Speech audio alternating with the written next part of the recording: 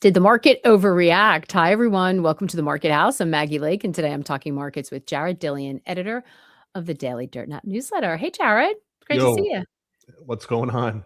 What's not going on, right? It's crazy markets. Hey, everybody joining us live on YouTube and Substack. If you are not already a subscriber, please hit the button. Your support makes this show possible. And if you are on Instagram, make sure to follow Jared there. His handle is at DJ Stochastic. We're going to put it in the chats and the description. Now, many of you already know this, but in addition to being a fantastic macro mind and trader, Jared is also a world-class DJ and author. And I got to say, Jared, I feel like the world has never needed the arts more than now. I'm actually, I got a gig this weekend. I'm playing in Nashville. There's a club called Night We Met, and I'm doing the closing party. Layla Benitez is the headliner, and I'm playing from 1:45 to 3 a.m. if you want to come out. So come on, you need to blow off some steam, people. As I said, we all need a break. But it's serious. I mean, I feel like people, I'm being serious when I say that. I feel like people really do need to make sure they're sort of taking a mental break and plugging in. I know everybody's having a lot of fun with the astronauts and watching that. The good news it gave everyone over the course of the week while we dealt with all this other stuff. And I feel the same way about music. I know a lot of people have been finding a lot of comfort there. So go check it out and at least follow Jared on Instagram so you can find out where he's gigging because he's doing some big ones. It's so awesome. Anyway, time to talk markets, back to reality and the stress of that. Listen, we saw a pretty explosive reaction today. Rally in equities, massive drop in oil. I mean, at one stage it was down 15%. I think NYMEX is settling down 15% when it closed. Those are huge moves. We're off some of the extremes of the session, but what did you make of the reaction? The whole thing to me was a bit of an overreaction, a large overreaction, especially in oil. I mean, I trade crude from time to time. I wouldn't call myself an energy trader. For the last couple of weeks, you always have to think about, all right, what's oil going to do if we get a ceasefire or the war ends? I did not think it would be down $20. I thought it would be down $10. 20 seems a bit excessive. And it perked up a little bit into the close. But, you're already seeing headlines about how the U.S. violated the ceasefire by bombing Tehran. And, there's going to be, this is a 2-week period that is going to still have a lot of volatility. Like, it's not over by any stretch of the imagination. You also saw some interesting price action in other stuff. Gold was up $170 last night. It finished up $60. It really faded over the course of the day. The dollar, the DXY was down about 130, 140 at the extremes and ended up down about 80 cents. And what's interesting is that you saw all these macro trades go to their extreme levels in the morning and then faded for the rest of the day, except for stocks. Stocks finished the day pretty much where they started on the open. And something I saw on Twitter today, which was amazing. Somebody posted that this is the 5th time in history that stocks have gapped above the 200-day and the 50-day at the same time. And all 4 times in history had a 3-month return of negative 9.5%. Yes. So this historically, when this happens, it's been more of an exhaustion move rather than an impulsive move, which I agree with. So I'll let you take it from here. Yeah, no, listen, that's super interesting. So let's talk about the other ones fading off, and then I want to talk a little bit about stocks and what might be driving it or potentially different. What do you make of the fact that all the other macro trades faded? Why do you what do you think that's about? What does that tell you? I mean, it tells, I guess the difference between asset classes is that in, gold and oil and FX are pretty much institutional, where the stocks are retail. So I think you had, I mean, I'm just talking out of my butt here, but My guess is that you had a bunch of retail pile into the markets today after the ceasefire, which held it up. Gold, gold is basing. Like I've been saying in my newsletter that you got support between 4,400 and 4,600. If it gets in there, you should be accumulating a position. Uh, it's going to take a while to base before you can make another move towards the high. So I think that's what's going on there. The dollar, the DXY couldn't get through 100. It barely got through 100, ran into resistance there, and then just collapsed. So yeah, I'm all for your theory. You say talking out your butt, I say theory, because that's all we have right now. I mean, this is, these are hard markets to parse. But I think what you said is super interesting. And my next question was going to be for stocks about the retail involvement. So I think that distinction, is a super interesting one. Last year, the timing is interesting, right? Because right around this time last year, retail got it right? Everybody sort of, well, I don't know if you want to say underestimated them or thought it was foolish and there was so much risk, and they piled in and they got it right and they made a ton of money. Do you feel like that's a bias and we're seeing a repeat of that? Is it just that what we call retail now is just kind of like a short-term trading community who's super opportunistic and maybe looking for shorter swings, and so they will sort of have a lot of momentum behind that? Well, I think last year in April during the tariff tantrum, I think that's when the word taco like first started. And people have been doing this taco trade for the last year, and I think it's become a bit consensus to just reflexively, buy when Trump is talking the markets down. Brent Donnelly, I didn't read his note today, but I saw his email, and he was drawing parallels with April of 2025. I couldn't figure out if he was bullish or bearish, but I guess my point is that this taco buy the dip trade is a little consensus here. I don't think it's going to work out this time. So yeah, I mean, there's lots of so I think the thing that we're all grappling with, and Canadian, I don't think I'm doing that with a proper Canadian accent, but I gave it a go. Asking, are stocks going to the moon if oil corrects? I mean, certainly we saw that today. I think what we're talking about is whether it is has any legs in it, Canadian. And I think that the question I think everyone seems to be grappling with, at least the folks I talked to, Jared, is there are so many really smart conversations going on explaining why this Strait of Hormuz situation is so complicated, why even the shutdown we've seen so far can have lasting implications. The idea of trying to game out some kind of toll imposed on the Strait of Hormuz, the fact that Iran still looks like they control it. I mean, there's so many questions. It's hard to imagine this not reversing, but I've also seen other people say, like, what if the bottom's in? What if the market is just simply looking through all this, figuring things will adapt, and discounting the idea that, or at least pricing in the fact that we've moved away from it's going to be messy, but it's going to be over. Like that's the trade, and they're jumping on it early.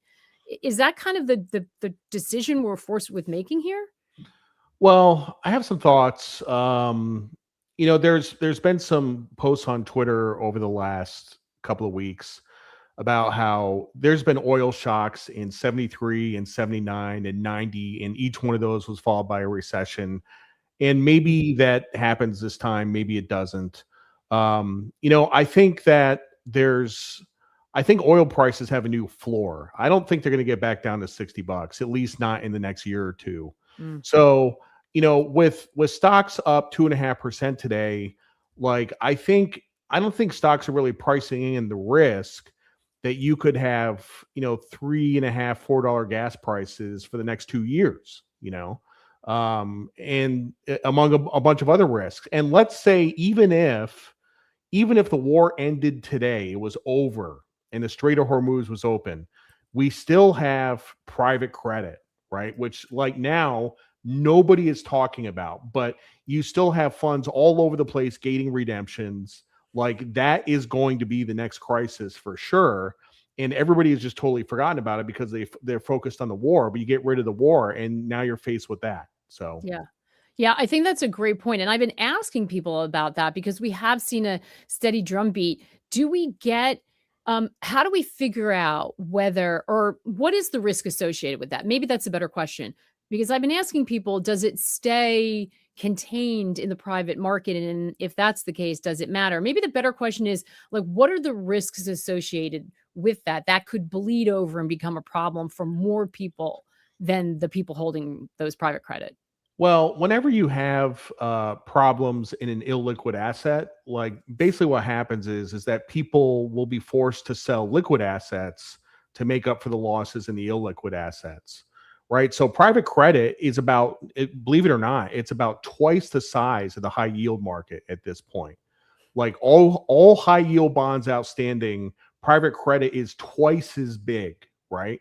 So if you run into and it look like funds are getting redemptions, you haven't had these liquidity events yet, but at some point these bonds are going to be marked to market, this private credit, and it's going to spill over into other liquid assets like high yield, right? Mhm. So spreads have been pretty bulletproof. They've been weakening lately.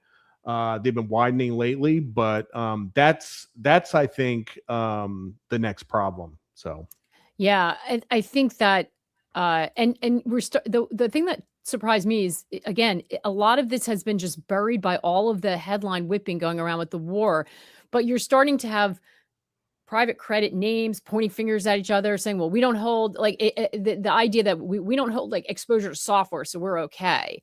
That seems to me to be oversimplifying the situation. I mean, like, how how deep and how off is that mark to market that's gonna happen? yeah, Is it no, limited to a certain name? Can you do due diligence and figure out the winners or the losers? Or is it kind of like once that starts, it's got the potential to have a sort of flight to the exits, or at least that sort of selling, that knock on selling that's going to start to affect other asset classes. I'm sure there's some $10 billion hedge fund out there that has 15 analysts working on this, trying to figure out the impact, and Mm. maybe they know the impact, but outside of that, nobody knows.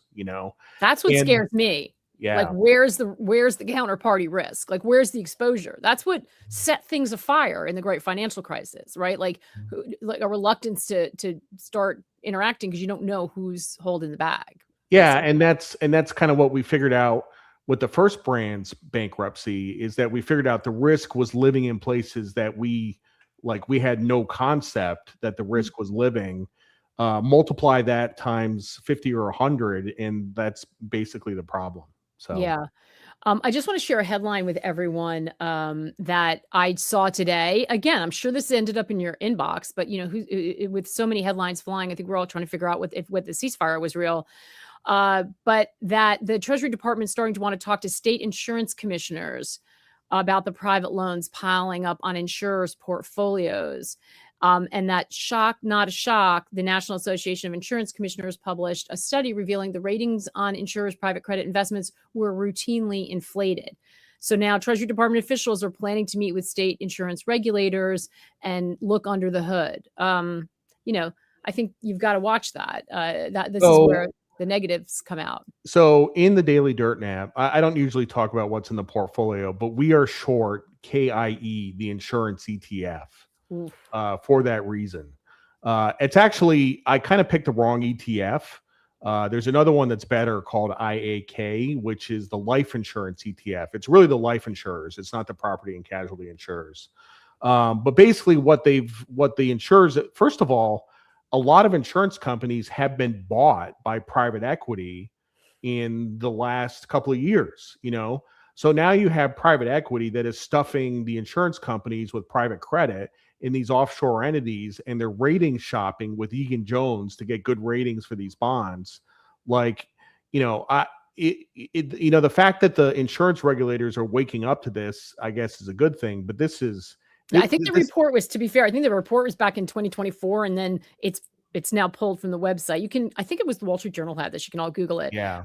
So I have a feeling it's more like they may have been aware of it, but now it's coming into public light. Right now, it's now there's sort of bright light on this stuff, which I think is, again, a problem. They were probably trying to maybe start to clean it up a little while no one was looking, maybe. I mean, I'm not accusing anyone of anything, but Yeah. this is how it happens. There's been a pretend and extend. I think people have been worried about this for a while, but now it's kind of coming out in the light, and that's, I think, what's worrying. Yeah.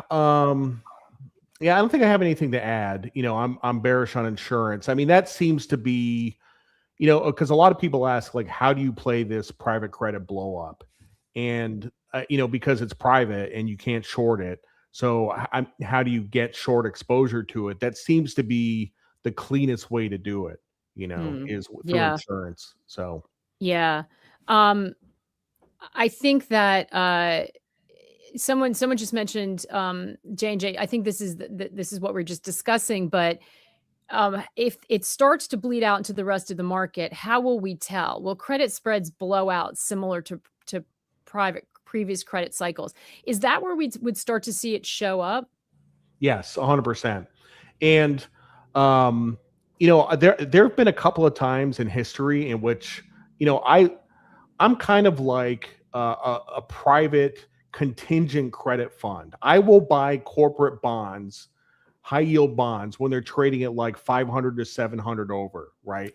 I want double digit yields. So I did this in 2002. I did it. I didn't do it in 2008, but I did it during the pandemic, before the Fed started buying corporate credit. But basically, we haven't gotten a full credit cycle in like 17 years. Spreads blew out in the beginning of the pandemic, and then the Fed saved the corporate bond market, so we never got a full credit cycle. So it's been 17 years since the credit markets have really had any stress. Yeah.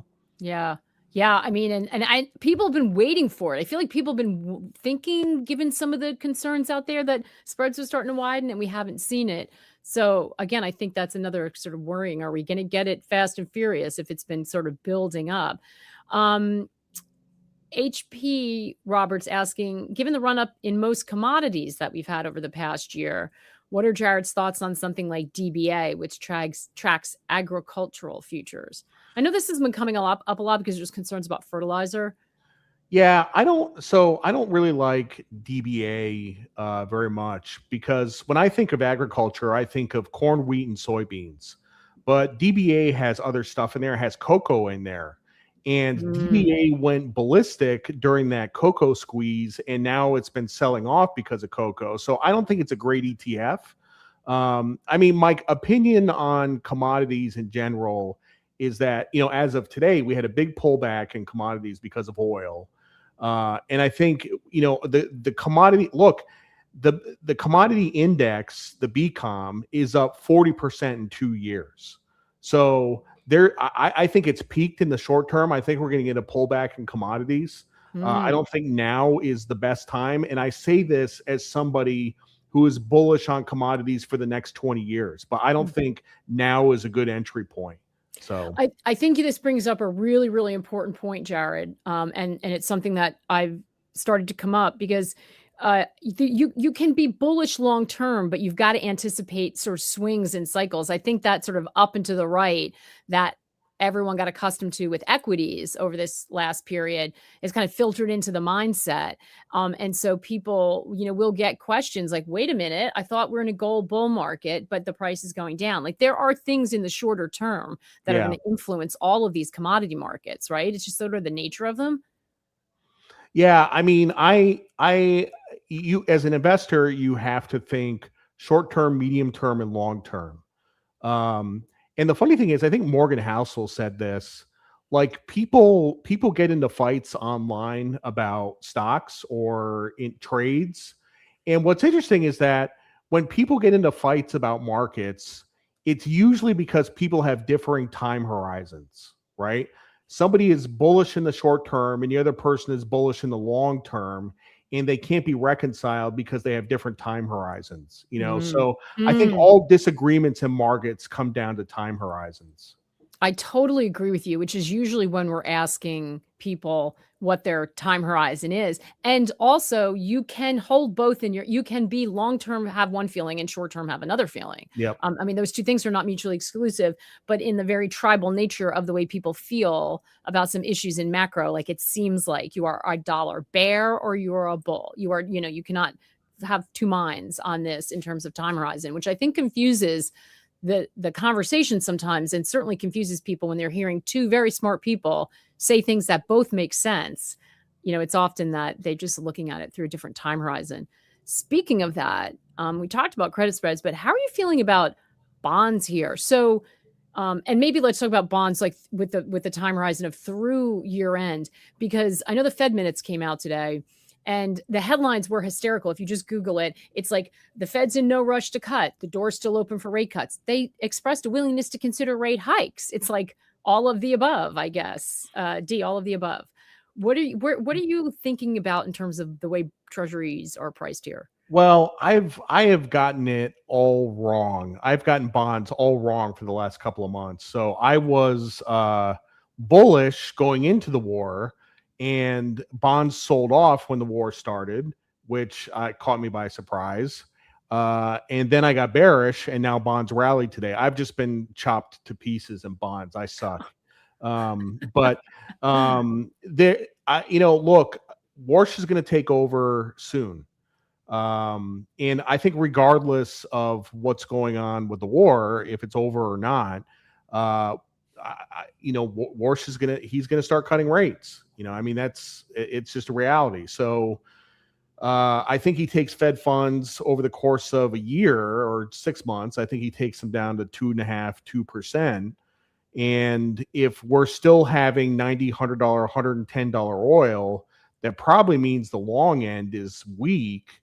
So the curve should steepen. And this is, I've gone on probably 50 podcasts in the last 2 years where I've said that the curve should steepen, and it hasn't. But if it doesn't steepen this time, I don't know what's going to make it steepen. Like the yield curve should steepen in the next couple of months. So yeah, it's been a tough one, right? And this is, I think, when we get back to some of these big macro trends, like how does it pan out? Want to also ask you, as we make our way around the asset classes, which I think we have to because so much was moving today. How are you feeling about emerging markets? I know you have been very bullish international, but again, we saw some of those economies and markets really get hit on that spike in energy. Is the pullback enough to take that pressure off? How are you thinking about international as an asset class? Big day for international stocks today because the dollar was so weak. And I think the dollar's peaked in the short term. I think it's going to get substantially weaker. Speaking of time horizons, short, medium, and long term, I think the dollar is going to be weaker. The stuff that I own, the international stuff that I own, is as of today was almost back up to the highs. Wow, it had that big of a reversal. Yeah, huh? big reversal today. So I am still like. This reversion from U.S. outperformance to foreign outperformance, I think, is going to continue for a really, really long time. So I'm still very comfortable with those positions. Do you like international because of the commodity exposure? Is it just purely valuation because you feel like it's so much cheaper than U.S.? And I'm assuming we're talking primarily equities. It's valuation, it's dividends, it's commodities, and it's also politics. Especially Latin America. I've talked to you about Latin America before. Latin America is moving in the right direction. A lot of other places in the world are too. I think China is even getting a little more investable at this point. So, relative to the U.S., where we have an election coming up in about 9 months. Less than that, about 7 months, and our politics are a mess. So I like, except for energy stocks, I own some energy stuff in the U.S. Aside from that, everything is international. It's all outside the country. Wow, really? Yep. Wow. That's super interesting. it sounds like you're still most keen on Latin America, and we have talked about it. By the way, I don't think we talk about it enough, right? Everything is so US centric that I think we're moving into a situation where we have to talk more international. But is LATAM the area you like the most? Or It is. Chile long term looks terrific. Colombia has an election coming up, and that might not go well. I exited my Colombia position about a month ago. I'm a little worried about Colombia. Brazil, on the other hand, Brazil had like an 8% down day about 3 months ago because Jair Bolsonaro's son, Flavio, was running for president, and he's a clown. And he was polling way behind Lula. Well, he's caught up with Lula. So they're running about neck and neck in Brazil. And I like Brazil even if he loses the election. I like Brazil even if Lula wins. It's so freaking cheap, and it just spits out huge dividends. Like it's the cheapest stocks in the world, So like it just really can't get any worse. yeah, here's the I think the thing that concerns people, and thank you for putting this in here. Love is a battlefield. With World War III brewing, I'm a bit skeptical. I mean, I think it's that like worry about looking abroad when everything seems so uncertain from a geopolitical point of view. Well, I mean, I think there's some places you wouldn't want to invest. I mean, I think, as much as I like emerging markets, I don't think I wouldn't do Frontier at this point in time. I mean, South Korea, it just is a bubble. Like, South Korea is technically EM. Like, I wouldn't invest in South Korea. Like, there's places I wouldn't go, but, Latin America, the Western Hemisphere, some places in Eastern Europe, like, look terrific. So, yeah. And when we talk about diversification, this is the name of the game now. While we're all thinking about that, Jay Minter asking, what's Jared's stance on liquidity? Does he track any flows, and how crucial is it for the overall market? I don't. It's something I like to do. If somebody sends me some research on flows, I read it, but I don't have access to that information. Yeah, so. It's there's sort of its own field. But Michael Howell does, as we all know, and I'm going to talk to him tomorrow, folks. We're taping it, but we'll try to quick turn that as fast as we can, because there's a lot of interesting things going on, and he's been posting some interesting teasers. So keep your eye out for that if you are a subscriber of our Substack. This is an interesting question. Does Jared have a view on UK equity since he mentioned emerging markets? Well, UK equities have actually been doing pretty well in spite of what a complete mess the UK is. And it's because they have a lot of mining stocks in the index, and mining has done well. But outside of that, I mean, Keir Starmer's or somebody else in Labor is going to be in charge until 2029. Like, it's do not go. Like, I don't like it. So no go. That gets the red red X or the buzzer. Biz Nation's saying Daily Dirtnap subscriber here. Jared puts out a great newsletter thanks to TDD. He certainly does. Not only for the good market stuff, but for great writing and entertainment as well. And you need a little bit of all of that. You need a little bit of live chat as well as market coverage, because it keeps it all real. So what are you we heard about like what you're leaning into and some of the areas you're worried about, Jared, but where do you think the biggest mispricing is in the market right now? Is it in the equity market with these, like, this desire to rally on every ceasefire we have?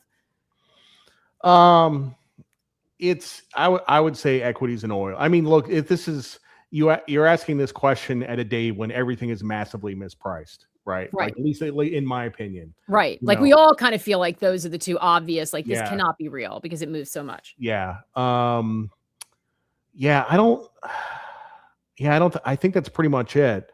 Yeah. Let me ask a different question. What is What do you think is the lead market? Like, what is the tell here? You know, if you start to see something moving first, is that what you're going to pay attention to? Because everything is flying all over the place. And, you know, we used to say like, oh, bonds sniff out the trouble or something, but I don't know if that's true anymore. You know, I'm not, it's unclear to me where what people are gauging on. Or are you looking at some kind of fundamentals, which also seem, are we just in a war trade? Are we just in a geopolitical war trade and it's all the same trade until we get clarity? Honestly, I would keep an eye on gold.